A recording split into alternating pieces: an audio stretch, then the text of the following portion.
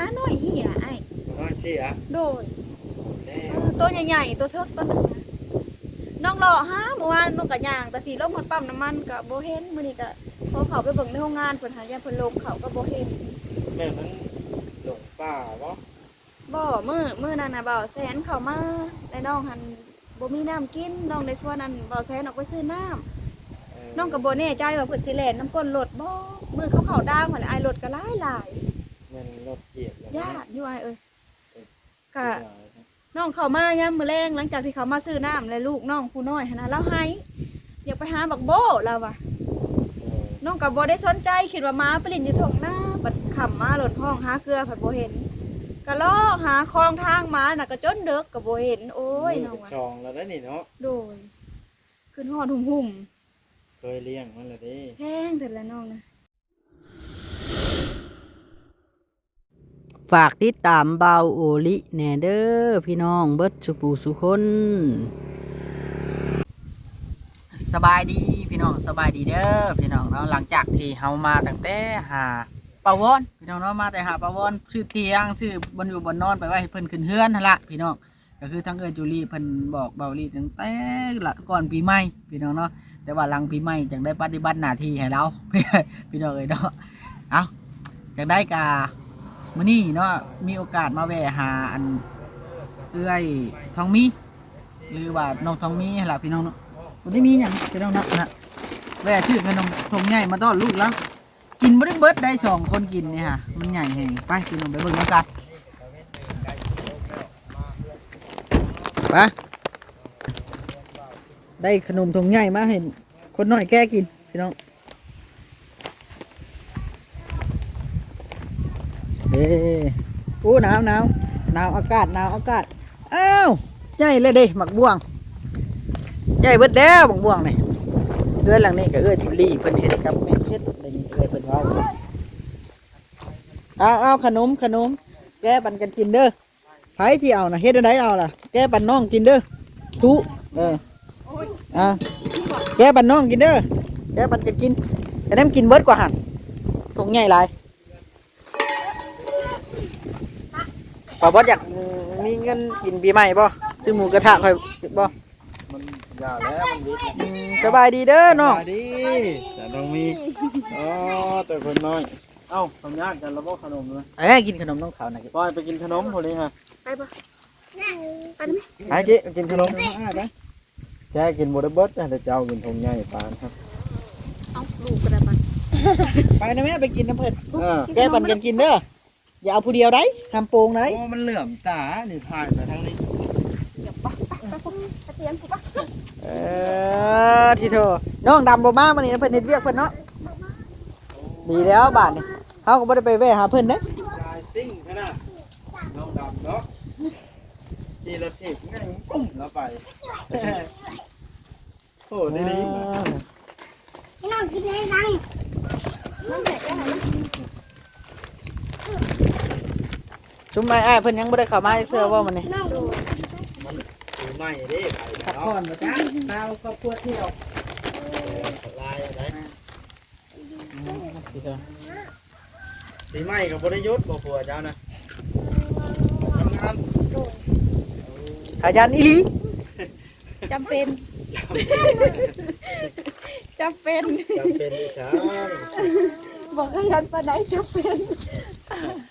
แต่ยุทธเขาดาวน้ำพ่องคั่วหน่อยกว่าเห็นว่าก็ได้มื่อนี้ยุดอยู่เพิ่นก็ได้ยุดตอนเช้าเอาเงินมาลงกระหลังวะ706โอ้ยวันน้องเล็กเสือเนาะไทยป่ะเล็กไทยไทยเอา06 706ถึงป่ะไทยสิไปถือเลขเสือไปกินน้ำกันไปกินน้ำกันค่ำบ่เรามาไปหาถ้วยมาทุบใช่ให้น้องไปยังบูมันนี่วัดถาไปน้ำอยู่รถห้างไปถ้วยไปมาเด็ดปะไปกี้ไปลิ้นไปเอาละเสียงดังขนาดจะลงไปหาเราอยู่หลุมพูพี่ไปลูกไปอะไรคนได้ลูกยาวเนาะดูช่องคนไปได้ปีขนมน้ำไอไปต ต้นเลย ให้วงการตน ตื่นแต่นอนนะเรานอนเว้นเราบ่อยากป้า น่ะเราก็ไปแล่ลิ้นน้ำหมูอยู่เนาะ เราบ่อยากป้าแอว น้องดำวานนี่ก็มาบ่ บอกแล้ว สองมื้อนี้แล้วเนาะ ดูช่องมือ เพิ่นเป็นหยังเนาะบ่ได้เข้าจอบเพิ่นเนาะเบาลิด คือว่าเราบ่ได้ข่อยมาหาใดคำบอกไอ้นั่นนะอากาศหนาววันนี้เรายังบ่ออกไปเฮือนแล้ว อากาศเริ่มร่มได้มัน โด นี่ ย เนาะ มันหนาว โดยสร้างเป็นอะไรบ่ได้ไปฉลองเข้าดาวปีใหม่บ่เจ้าก็ได้ปีนี้ ไป เคยละปีได้เคยไปบ่ บ่เคยไปมีแต่อยู่เฮือน แต่ละปีกันเนาะ โดยบางคืนกับเผาเตาขามคืนครับ เข้าดาวเผาเตาเนาะ บ่เป็นข้าวดาวเผาเตา อย่ามันรู้สิบ่ได้ทานเราไปละบัดนี้มาพี่ก็ไปป่าลูกทานเจ้าเฮ็ดบ่ได้แต่จะมาอยู่ สิได้เที่ยวแหละ กลางคืนเด้ กลางคืนก็คืนแรกๆก็เที่ยวก่อนพอดีปากจูดเพิ่นแล้วก็ปะ อืม กลางคืนเฮาบ่ปล่อยเฮาบ่อนาหดน้ำไปเปียกเพิ่นก็บ่รู้ดุปานใด โอ้เฮาก็น้ำไปเตี้ยไว้แต่ตอนแรงที่ แม่นโอ้ลม ลมขนาดเนาะจะได้โกกแล้วบ่พักคือว่ามื้อนั้นเห็นในพัก กล้าเบี้ยไอ้เอ้ย กำลังกล้าไว้ โด บ่ ยน้องหวานเบี้ยมะเพชรมะฮุ่ง เอา อันของผัวน้องหวานให้กำลังแตกงอก อ่า กำลังเห็นงอกขาว ๆปลูกไว้คักอยู่ได้ล่ะเนาะ ๆเลย ยามนี้แล้วพอกว่าหมกเพชรมาหุงชนโต๊ะเดือน3เดือน4เดือน5ให้ปลูกมันก็ใหญ่เลยแหละเนาะ ได้ปลูกก่อนแล้วพอดีเยอะเผื่อยามฝน บ่ได้เป็นหมากนะเนาะ เลย พอแล้วก็ผัวเจ้าไปทำงานกลางเว้นมาตื่นมานี่เจ้ากินข้าวกินน้ำกันนะ น้องวะมันหิวกินข้าวคาบเดียว กินข้าวครับเดียว โดยกินพร้อมผัวแต่เช้าคุณเลย เออคนก็คือบ่มีน้ำกินบ่ โดยท่านว่าอยากออกไปเบิ่งอยู่นอกกะคือไอเห็นนั่นเนี่ยไกลอยู่ในบ้านที่ผัวมีรถมีทางเที่ยวกับผัวไปอะไรกันแล้ว นี่เราเทศเจ้าก็จะขี้บ่เราเทศ โดยที่ท่านนี้ไอายพอจะสอนลูกไปเบิ่งแม่อยู่แม่กิน โอ้เปิดย่างไปฮอดเนาะ แม่นแต่ยามมื้อแรกว่าท่านเจ้าออกแล้วเอิ้นใส่เฮาแน่เด้อว่ะ บอกอันคนเรือนนี่ โด ว่าย เดี๋ยวมีแนวอยากได้กับภาพนั่ แม่ น นฝากเพิ่นออกไปก็คือไอเห็นแล้วลูกก็แห่นํ ต่างจากบ่เทิดแท้นี่เว้าเลยบ่เทิดจากชื่อรถที่ให้ปันให้ซับอันนี้เราพอจากได้รถที่พอได้ไปซื้อกันอยู่ในกิน บ่ได้ปั่นไป ถ้าเทิดว่าจะซื้อรถที่ให้ได้ผัดว่าให้ชื่อมาเฮ็ดหยังรถที่ แต่ละคนชีวิตมันต่างกันเด้เนาะ โดย ชีวิตมันต่างกันความจำเป็นต่างกันคือเราบัดคือว่าบ่จำเป็นบัดคือน้องทองมีเราบัดว่าจำเป็นได้รถถีบก็ได้ขี่ไปชื่อรถถีบแตงง่วงว่าซั่นซะ แม่คือทางผัวน้องเพิ่นไปฮอดพุ่นแล้วก็แล้วเลยบางเทื่อเพิ่นก็บ่ขึ้นมากินข้าวเที่ยงบางเทื่อเวียกหลาย แล้วไปได้เราย่างไปบ่ขี่รถจักร มื้อนี้บ่มื้อนี้ก็ยู่รถลงไปในบ้านพุ่นน่ะเอ้ยไปแปลงรถ รถจักรบ่ โดยเมื่อคืนนี่ก็ว่าน้ำหัวหน้าว่าบ่ได้เด้หัวหน้าเอ้ยว่ายากและยากลงมาเฮ็ดเวียกให้เจ้านี่แหละว่ะก็ได้ไปอันขอเงินน้ำเพิ่นก็อันพอได้มาซื้อข้าวส่วนหนึ่งค่ะน้องก็แบ่งไว้ซื้อข้าวแล้วก็พอดีว่าแป้งซะหน้าเฒ่าเอ้ยว่ะ เงินนั่นจุดทานได้กันเนาะ โดยแป้งเศร้าอะค่ะไปให้อันท่านอันผู้แหละท่านเบียเพิ่นเบิ่งให้เพิ่นว่ามื้อแรงแล้วเฮาจักสิเป็นจังได๋คือน้องหวานแล้วรถห้างอ้ายเอ้ยแป้งก็ได้แป้งหลายอันหลายแนว มันเก่าแห้งแล้วได้คันนั้นเนาะ คือกองรถตินอันกองรถทางหน้าเฮาก็บ่ได้ซื้อได้น้องอันเนี้ยก็เฮือนหลังหน้าเพิ่นมีตัวเก่าเพิ่นเด้ให้อันเจ้าเอาไปใช้ก่อนเพิ่นว่าชอบมาหาได้คิดเห็นจักว่าให้ข่อยกินน้ำกินไหนเพิ่นว่าโอ้ยน้องว่าโดยสาธุยอมมืออ้ายเอ้ยพอได้เบาบางไปได้น้องว่าค่ะซื้อใหม่นี่ก็คือสิเติบหนึ่งพุ่นแหละ อันล้อรถน่ะเนาะ โดย โลกรถหลายเติบนะล้อละ500 1,000พุ่นแหล้ว ทำได้ยังวะกระจูงลงไปแล้วก็ได้เขาไปหาทางหัวหน้าแบบ เอารถมาแป้งเด้อหัวหน้าเอ้ยว่ะแม่ก็เบิ่งแงงช่วยกันได้ว่ะ ส่งขาแป้งว่ะ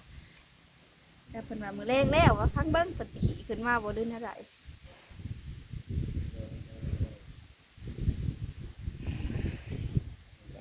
ความจำเป็นอยู่คือกันเดินทาง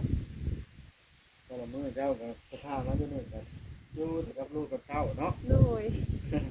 อยู่กับมันน้อยมาน้อยเหี้ยไอ้ บ่น้อยเสีย โดย แน่ ตัวใหญ่ๆตัวเทิกตัวนึงนะน้องรอฮะเมื่อวานน้องกะย่างแต่พี่ลงมาปั๊มน้ำมันก็บ่เห็นมื้อนี้ก็พอเขาไปเบิ่งในโรงงานเพิ่นหายาเพิ่นลงเขาก็บ่เห็น แม่มันหลงป่าบ่ บ่มื้อนั้นน่ะบ่าวแสนเข้ามาแต่น้องหันบ่มีน้ำกินน้องได้ชวนนั้นบ่าวแสนออกไปซื้อน้ำน้องก็บ่แน่ใจว่าเพิ่นสิแล่นน้ำก้นรถบ่มื้อเขาดาวหั่นแหละอ้ายรถก็หลาย แม่นรถเกียบแล้ว ญาติอยู่อ้ายเอ้ยก็ ก็ น้องเข้ามายามมื้อแลงหลังจากที่เขามาซื้อน้ำและลูกน้องผู้น้อยหั่นน่ะเราให้อยากไปหาบักโบเราว่ะน้องก็บ่ได้สนใจคิดว่าหมาไปเล่นอยู่ทุ่งนาบัดค่ำมาหล่นห้องหาเกลือผัดบ่เห็นก็ลอกหาคลองทางมาน่ะก็จนเด็กก็บ่เห็นโอ้ยน้อง เป็น ว่ะ ช่องแล้วได้นี่เนาะ โดยขึ้นฮอดหุ่ม เคยเลี้ยงมันและเด้ ๆแพงแต่ละน้องนะจักสิไปอยู่ไสโอ้ยน้องยันแต่รถเหยียบมันได้อายเอ้ยรถหลาย เสียตัวนึงบ่ ๆแม่นเพิ่นแล่นนำตัวเดียว อันเพิ่นแล่นน้ำน้องสุดจนอ้อยหั่นบ่าวแซนเราได้จอดรถไว้อยู่นอกแล้วน้องก็ได้ล่มกับเพิ่นเฮิงเติบหักบ่แน่ใจว่าเราสิแล่นน้ำก้นรถบ่หรือแนวใดน้องก็บ่ได้เบิ่งบัดเข้ามาหาหมาบ่เห็นก็ไปเลาะชวนเด็กน้อยน่ะย่างเลาะมื้อนี้ก็ได้ มัน บ่พอ มันบ่อยากจื้อทางนะมันน้อยเนาะ โดยหักจื้อทางน่ะมันเคยแล่นน้ำน้องอยู่ได้อ้ายแต่กี้หักเพิ่นเราก็ลบมาถ่าอยู่เฮือนนะ อืม น้องว่าย่านรถเหยียบน้องว่า มันตรงมา แม่ เนาะ น รถบ่เหยียบกับบางที่ผู้อยากได้มาข้าเจ้าก็อุ้มเอารถมัน สองมื้อนี่เลย มาทำนี่บ่ โดยซ้ำนี่เลย ทำนี่พอดีคนอุ้มเอาแต่แพงนี่ ได้ เนาะ รู้มาบ่ว่าบัด แม่นผู้กับเจ้าอยากได้มาเจ้าอุ้มเอารถได้หมาน้อย ว่าบ่ได้ลังเถื่อมันก็แล่นน้ำเพิ่นเนาะมันหลงผู้เจ้าเด้อจ้ะ ก็ว่าขึ้นฮอดไอ้เท้านั่นแหละก็บ่เห็นโอ้ยว่าจะได้มาพ อุ้ อ ม ดี ไปแล้วก็จ้อยแหละเนาะ โดย เออ อันเขาไปหาอยู่ในบ้านผู้กับบุพ่อ อย่ามันได้ไปแล้ว แค่อะไรเพิ่นมาบ่เห็น แน่ แน่ เห็ เนาะ นแล้วดิก็ยังอยู่แล้วว่ามา ยังสองอัน จะเอามัน3เนาะ โดย3ตู้ ย่านไปลำบากนะหนู ยามมันไปบ่มีผู้เจ้าเป็นมาจรจัดอันที่มันสิขึ้นฮอดจนมัน จนมัน หักบ่น้องว่าย่านรถเหยียบน้องว่า ย่านรถเหยียบเนาะ โดยก็มาหันลูกน้องว่าเราบ่เคยให้เด้ค่ะแล้วลิ้นอยู่ดีๆน้องก็ขุดสวนผักเบาแซนเพิ่นก็ถ่ายคลิปอยู่ แม่อยากไปหาบักโบเราอะอยากไปหาบักโบเราก็ให้น้องก็บ่ได้วนคิดว่าเพิ่นไปลิ้นทงหน้ามาคำมาบ่เกลือมาบ่ห้องอะไรก็บ่เห็นก็ไปหาอยู่เฮือนเราบ่เห็นเราอะกัดไปห้องใส่หมอหนึ่งอะความขึ้นฮอดมา มันใช่มันนึงอย่าง โด นี้ ย เดียว กระเดึกน้องก็นั่งข้างทางน้องดังไผพิงก็บ่เห็น แม่นว่าเพิ่นเอิ้นใช่มันนึงแต่เฮายังน้อยก็เอิ้นดูได้แต่กินเนาะ ก็บ่เห็นมาโอ้ยว่าเสียแล้วอะขึ้นฮอดหุ่มๆอยู่อ้ายเอ้ย โอ้ช่างเป็น จักว่าสิไปอยู่ทางไหน เป็นไปเนาะ จะมาเสียแล้วก็ได้ไปเอาเป็ดมาเด้อ จะเลี้ยงเป็ดบ่เลย โดย เป็ดเนี่ยต้องตัดปีกซะก่อนนะบินไป ลกแหละหมู่ว่านนี่ไล่คุบปุ๊บเล่นไล่กันว่าสั่น มันจะลอยน้ำแล้วตัวลายเป็น บ่น้องเอามาปล่อย เป็นซะนี่เดี๋ยวน้องมาเอาน้องเกลือห้ำแล้วก็ลิ้นอยู่ค่ำมาหล่นแล้วหล่อหาบ่นอนหล่อไปหล่อมาแล้วหล่นบินออก เป็ดนี่บ่ แม่น ไล่คุบแล้วก็ลกปีกเพิ่นเต็งได้อยู่โอ้ว่ะ มันจะปีกมันหมูบินหรือเปล่าเนี่ยเนาะ เป็ดจะโต มาเอามาอันหาโต้ยังซองอยู่พวกเป็นผักไข่ ไผ่เกลืออยู่พุ่น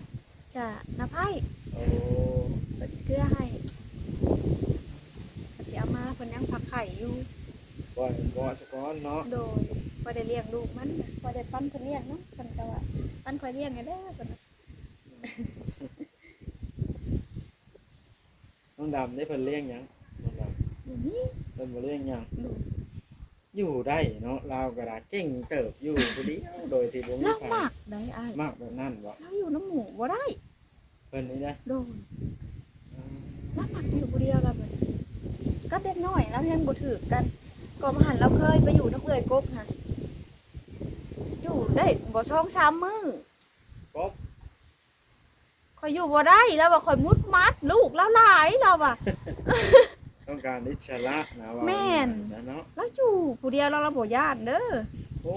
เบิ่งธาตุกระดูกเต็มหม้อเพื่อนเรายังอยู่เนาะ แต่มันก็บ่เป็นตาย่านดอกอ้ายเอ้ย เป็นเบาหลีเด้เราสิชักปากของหัวทั้งเว้นทั้งคืนแล้ว เบาลิบบ่ด้านเนาะ เอาน้องเด้เป็ดน้องเขาไปไข่ในถาดนั่นมื้อนั้นเราวันศิลบัดแมวเขาไปจกกินไข่มันหลดสนั่นอยู่นอกก็ไปเยื้องโคมชองในถาดนั่นแหละ กลางคืนเลย โดยก็คิดอยู่ได้ว่ากับจ้าเอบ้านนี่ก็สิเฮ็ดแนวใดดีวะทางห่วงเป็ดได้สามแมวไปจกกินไข่เพิ่นแมวหลายเด้มันมักมาลักกินไก่น้อยเพิ่น เออ ก็คือว่าแล้วเคยอยู่มันก็บ่เป็นตาย่านน่ะเอ้ย พอเพื่อนต้องดันมาแล้วจนเราผูกอย่างนั้นเนาะ เรื่องผัวที่ บ่อยากเอาผัวมาล้างหนูเราก็หลายแล้วเนาะเราเคยถามเราอยู่ว่าเรื่องนี้ ผัวนี่ อ่า เราเว้าไปซื่อๆได้อ้ายแต่เราเป็นคนแสวงหาได้ แล้วมากเยอะเนาะ แม่นคือชูอ้ายเห็นนะเราปากเว่ามือถึงนะ เราเอาไปซื้อว่าเราบ่เอาแต่เราเป็นคนแสวงหาได้ เออ ดำหมักยอ แม่น เราผัดเป็นค คะแนนเราได้หมักนี่เราบ่สนเจ้าสิมีลูกมีเมียก็ย่าก็ค่อยๆได้หมักเจ้านี่นะข่อยมักแต่ผู้นั้นแหละ อืม เขาสิปฏิเสธก็ย่าเขาค่อยๆได้หมักเจ้า เราว่าในนั้น โดยเคยเห็นพฤติกรรมเราที่ผ่านมา คือเรามีโทรศัพท์นี่เราก็ล้มได้ผู้ว่าผู้เพลเราก็ล้ม แต่ว่าเราบ่มักแต่งเนาะ โดยบ่เราบ่แต่ง แต่ง คำแต่งก็เวอร์พูด น้องจ้วง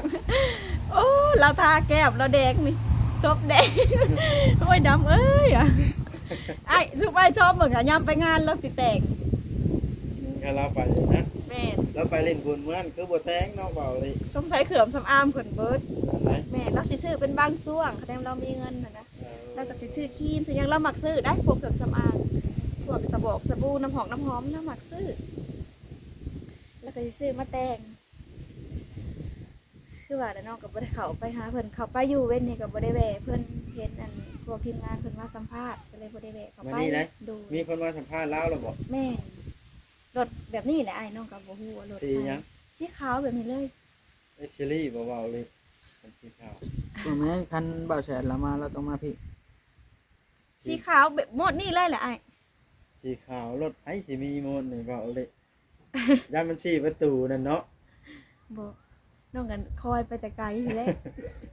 ก็เลยว่าราคาสัมภาษณ์อยู่แหละบ่ได้ไปแวะแล้ว โอ้จักคนเนาะ โดย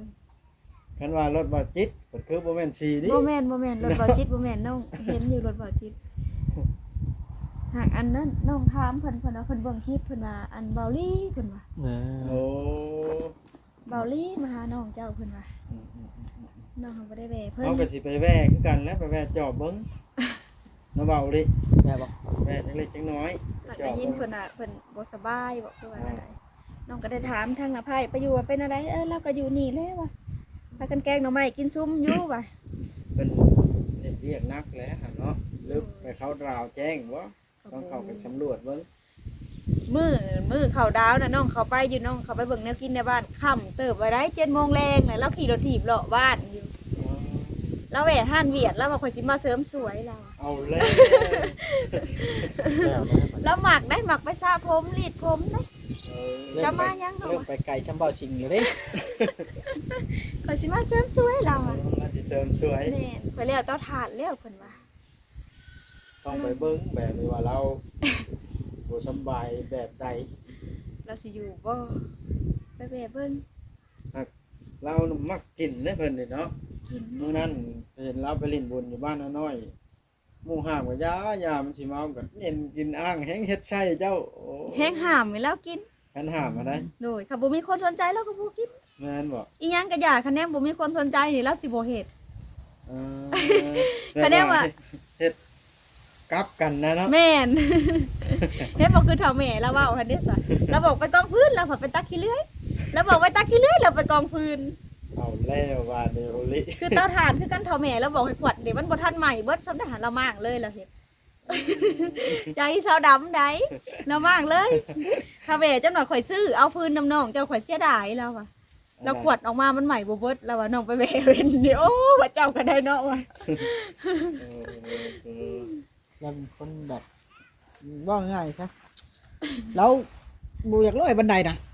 เนาะ ร้อยเพิ่มบ่จักอ้าย สำหรับเนาะ เราความซื่อสู่กันพังพี่น้อง สำหรับเขาเบิ่งนี่คือเรา แม่ แบบ นอ้ายเอ้ยรา มัก ป็นคน เฮฮาเนาะ บ่อยกร้อยปานใดโดย มักหยอก มัก เป็น ม่ว ไท น ยเข้ามาแล้วหยอกเบัด ดอกเบิดอยากได้เบิด เห็นหยอกเบาอีหยังนะเบาบุญเผยบ่เบาดิ แม่นเด้ ก็แทนที่เราคอยเบิ่งคลิปคอยหัวโอ้ยว่ะ แล้วมักหยอก เมียเบาบุญเผยเบิ่งคลิปสิบ่ให้ คนในโรงงานน่ะจะเข้าย่านเราพวกผู้บ่าวผู้แพ้วสำน้อยแล้วหยอกเขาเราก็ย่านปุ๊บรับก็ให้ได้ เลย อย่ามาใกล้ข่อยเด้อเราอะ ไปเบาลิมา กลับก็เด้อน้อง โด เดียวย โดย ครับ ขอไปเยี่ยมเบิ่งน้องดำก่อนเนาะเพราะว่าบ่สำบาย อืม แม่นเพิ่นบ่สำบายนักเพราะเพิ่นจังมาพี่เนาะเพิ่นจังบ่มาพี่นะ ปกติแล้วก็บ่ค่อยมาน้อย อืม เพิ่นนั้นเราบ่ค่อยขึ้นมาเราคือซะ โดยโอเคบัดนี้สบายดีเด้อสบายดีไปแล้ว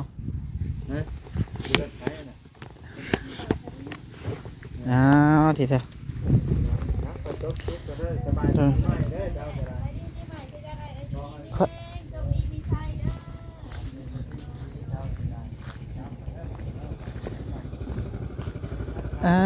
แต่สบายดีสบายดีโอ้ทีเดียวแต่เอาคนชนท้ายมานำ มานำได้ เออ ว้าวแนวลาวให้ย่างเมื่อแท้ เออ โอ้โธ่ เด้ ไปจังไดนี่คือได้ผู้สาวมานำมื้อนี่ถึงว่าได้เก็บมาข้างๆอยู่ ทีมงานยังบ่สว่างบ่เดี๋ยวนี้หรือใด ฮะ ทีมงานน่ะ ยัง ยังเหงานอนอยู่บ่ นอนอยู่มากับเพิ่นสองคนมานี่แม่นย่านขึ้นย่านตอนขาเมื่อเนาะโยมันสินเนาะมันเนี่ย โอ้มันสิน้อยบ่ สินน้อยเด้มื้อนี้สบายดีปีใหม่เด้อบ้านเฮาดีเด้อ สบายดีเฮงๆเด้อกลับก่อนบัดนี้เนาะ กลับเด้อแม่น มาแต่หึงเลย มาถึงเลยแม่นนะถึงแล้ว เจ้ากำลังมานี่บ่ กำลังมาฮอดอีกได้ ลุยอีหลีแล้วก็ยิ้มกำลังปังสบายดีเด้อเด้อสบายดี ข้าวหาน้องดำอยู่ว่ามันนี่เอาออกมาเลยกินนี่